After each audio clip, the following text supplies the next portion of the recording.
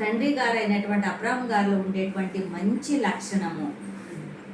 లక్షణం ఏంటంటే వాళ్ళకి ఆతిథ్యం ఇవ్వాలనేటువంటి ఒక మంచి లక్షణము, ప్లస్ వాళ్ళకి నమస్కారం చేసేటువంటి ఒక మంచి లక్షణం ఏంటి? సాగిలపడడం. హల్లెలూయా. అయితే ఈయన ఇలాంటివి చేసి ఏం చేశాడంటే నేల మట్టుకు వంగి ఏం చేశాడు? చదవండి.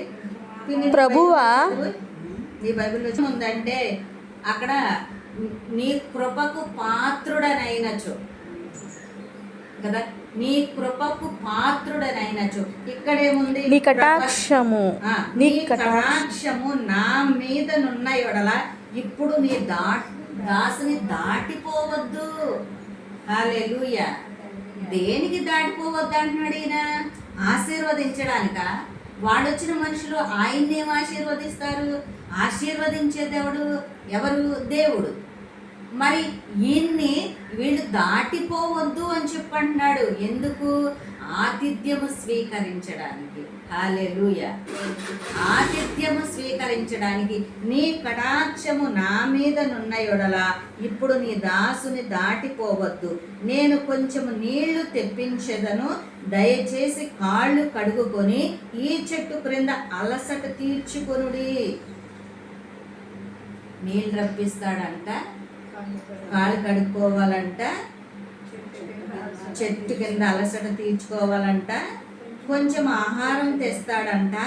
మీ ప్రాణములను బలపరుచుకొనుడి, తర్వాత మీరు వెళ్ళవచ్చును. ఇందు నిమిత్తము కదా నీ దాసుని యొద్దకు వచ్చి తిరిగి అని చెప్పి అన్నాడు. హల్లెలూయా. హల్లెలూయా.